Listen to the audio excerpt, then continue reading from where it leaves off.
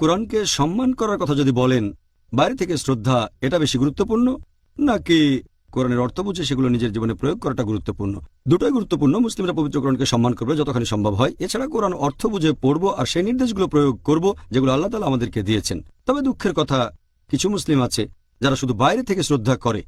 তারা শ্রদ্ধা করে শুধু লোক দেখানো, কিন্তু যে কারণে কোরআন নাজিল হয়েছে সেই নির্দেশগুলো প্রয়োগ করে না। এতে উদ্দেশ্য পূরণ হয় না। যেমন ধরেন, অনেক মুসলিম আছে যারা কোরআন শরীফ রাখে শেলফের একেবারে উপরে, কোরআন থেকে সবার উপরে।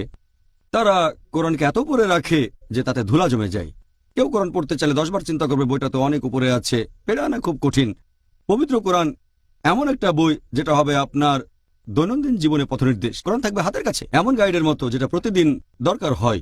এমন শিল্পে রাখা উচিত যেখান থেকে সহজে বের করা যায়, যাতে করে প্রয়োজন হলেই শিল্প থেকে বইটা বের করতে পারেন। এভাবে পবিত্র কোরআনকে আমাদের দৈনন্দিন জীবনে গাইড বানাতে হবে। এছাড়াও কিছু মানুষ কোরআনকে অনেক শক্ত করে বেঁধে রাখে সিল্কের কাপড় দিয়ে, আর সবার উপরে রাখে।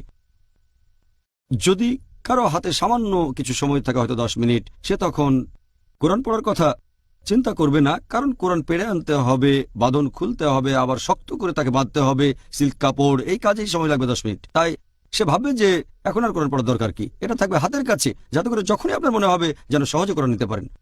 অনেক মুসলিম কোরআন ধরার আগে 1000 বার চিন্তা করে, যেন কোরআন শরীফ একটা RDX বোম, ধরলেই ফাটবে। 1000 বার চিন্তা করে অজু কি আছে, কোনো সমস্যা হবে, কোরআন কি ধরা যাবে, তারপর দাঁড়িয়ে দাঁড়িয়ে কোরআন পড়া যাবে কিনা, ভ্রমণ করার সময় কি পড়া যাবে, পায়ে জুতো পরে কোরআন পড়ছেন, এটা তো হারাম। এগুলো তারা কোত্থেকে পায়? কোন হাদিস বা কোরআনের কোন আয়াত যে পায়ে জুতো পরে কোরআন পড়া যাবে না? এতে উদ্দেশ্যটা পূরণ হয় না। কোরআন হবে মুসলিমদের দৈনন্দিন জীবনে গাইড, থাকবে হাতের কাছে। আর আপনি যখনই সুযোগ পাবেন পবিত্র কোরআন পড়বেন। এটা আপনারা প্রায় দেখবেন, যদি মধ্যপ্রাচ্যের কোনো একটা মসজিদে যান, সেখানে কেউ যদি নামাজ পড়তে মসজিদে যায় আর হাতে সময় থাকে, নষ্ট করে না সময়টা, কোরআনের একটা কপি বের করে নিয়ে পড়া শুরু করে। সেখানে দেখবেন যারা আগে আসে বেশিরভাগই কোরআন পড়ে। কিন্তু উপমহাদেশের মসজিদগুলোতে, যেমন ভারত, পাকিস্তান, বাংলাদেশ, সামান্য কিছু লোককে কোরআন পড়তে দেখবেন আপনারা, হয়তো সামনের কাতারে। আর দ্বিতীয় কাতারে যদি কেউ কোরআন পড়ে, অন্যরা তখন তাকে থামিয়ে দেবে। কোরআনকে মানুষের পিঠ দেখাচ্ছেন, এটা হারাম। এগুলো সবই লোক দেখানো শ্রদ্ধা, বাইরে থেকে শ্রদ্ধা। পবিত্র কোরআন কিন্তু এই কারণে নাজিল হয়নি। কোরআন নাজিল হয়েছে মানব জাতির পথনির্দেশ হিসেবে। আমরা যখনই সুযোগ পাবো কোরআন পড়ব।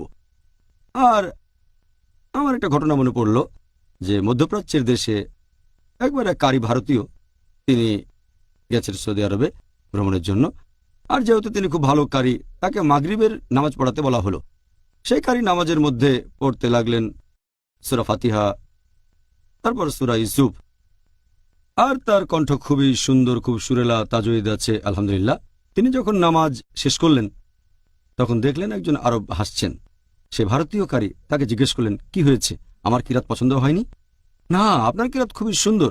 তবে আমি ভাবছি যে নামাজের মধ্যে আপনি ইউসুফ আলাইহিসসালামকে কুয়ায় যে ফেলে দিলেন, কিন্তু নামাজ শেষে ওনাকে আর কুয়া থেকে তুলে আনলেন না কেন? আসলে ব্যাপারটা হচ্ছে যে কোরআন পাঠ করেছেন সূরা ইউসুফ, কিন্তু অর্থটা তিনি বুঝতে পারেননি। ইউসুফ আলাইহিসসালামকে কুয়ায় ফেলে দিলেন, কিন্তু নামাজ শেষ করার আগে ওনাকে কুয়া থেকে তুলতে পারতেন। তাই এটা গুরুত্বপূর্ণ যে আমরা কোরআনকে শ্রদ্ধা করব, এটাও গুরুত্বপূর্ণ, শ্রদ্ধা করা উচিত। তবে আসল কথা হচ্ছে অর্থ বুঝে কোরআন পড়েন আর দৈনন্দিন জীবনে এই নির্দেশগুলো প্রয়োগ করেন, এটাই সবচেয়ে ভালো।